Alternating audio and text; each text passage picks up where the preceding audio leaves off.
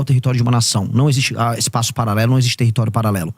O Bukele, ele fez isso, ele pegou uma das nações que eram mais inseguras das Américas e transformou naquela que é hoje, em termos estatísticos, falando de homicídio, a nação mais segura das Américas. Mas há também denúncias de abusos lá, né? Bom, antes havia muito mais denúncias de abuso, simplesmente porque as pessoas morriam em um número muito maior. Agora, o Estado fez isso com a aprovação das pessoas e com a aprovação do Congresso. Erros e falhas, um eventual erro policial, sempre haverá. A polícia não é perfeita, assim como políticos não são perfeitos e seres humanos não são perfeitos. Seria um efeito colateral? A questão é se você já vive o efeito colateral, que é viver na mão do crime. Se isso diminuiu e as pessoas perceberam que diminuiu, há uma vantagem objetiva. A gente tem que ser utilitarista aqui. A gente não vive no mundo perfeito. Mas na prática o senhor faria o quê? Na prática, saber, qual é a proposta? Eu citei pra você já no começo da entrevista. Sim. Pra destruição do crime organizado, eu vou colocar o Brasil, as regiões tomadas pelo crime organizado. Isso inclui desde portos, áreas de fronteira, a longo prazo. A favelas. A longo prazo, já no curto prazo também. A gente tem que passar alterações nas leis penais, aumentando as penas, de maneira muito objetiva.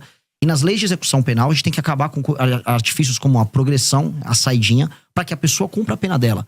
Porque o que a gente precisa fazer é alterar o sistema de incentivos que nós temos para que o bandido continue cometendo crime. O que está demonstrado? É quase aquele princípio Pareto. Poucos bandidos cometem a maior parte dos crimes. Eles são sempre reincidentes. A gente tem que combater a reincidência. Então, se a gente aumenta a pena muito e evita a progressão, aquela pessoa que comete um crime, ela na prática ela vai ficar mais tempo na cadeia e ela, antes de tudo, vai ter medo de cometer esse crime para não passar a vida inteira dela lá.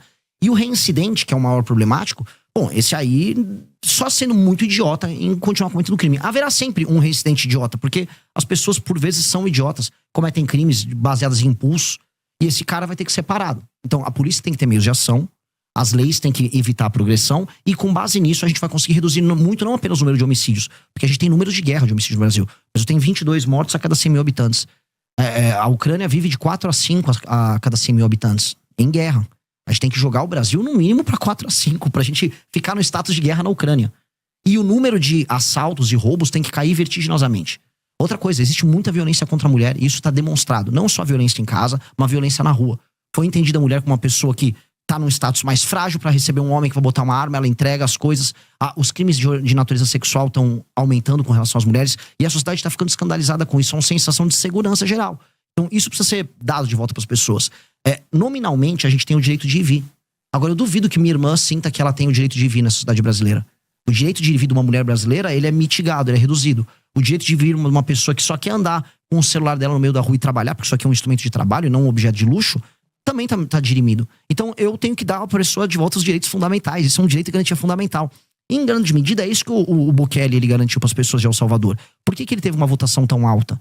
De maneira muito clara. Porque as pessoas sentiram que elas recuperaram direitos fundamentais. O direito de ir e vir faz parte do princípio da liberdade. A liberdade de vir, a liberdade de expressão. E ela foi entregue para essas pessoas. E isso, para as pessoas dão um valor muito grande. Então, o brasileiro precisa ser devolvido o seu direito de ir e vir. Agora, como é que o senhor pretende, por exemplo, combater o feminicídio que o senhor está citando aí, que tem uma natureza de crime de dentro de casa, da pessoa próxima, de um marido, de um ex-marido, de um namorado? Como combater esse crime? É só aumentar a pena? O aumento de pena ele tem um efeito cascata sobre praticamente todos os crimes, tirando alguns crimes que são cometidos por pessoas que agem de maneira doentia e irracional. Mas o senhor pretende aumentar? Você precisa ter, lógico, mas todas as penas do Brasil concernentes à violência, elas precisam ser aumentadas. E mais, todos os reincidentes, porque em geral, o homem que bate na mulher em casa, ele faz isso de maneira reincidente. Ele cria um sistema abusivo de relação com ela. E, em geral, quando você pega o passado dele, também costuma ter essas relações abusivas com as mulheres anteriores. Então, se esse cara tiver passagens pela polícia, por ser um reincidente, por ter tomado uma condenação antes, aí a situação dele piora bastante. É lei e ordem. E aí a gente pode trazer, por exemplo, sistemas de fiscalização. Hoje, São Paulo, é uma coisa que a gente tem que trazer pro Brasil inteiro. Existe um sistema de câmeras, né? O Sampa...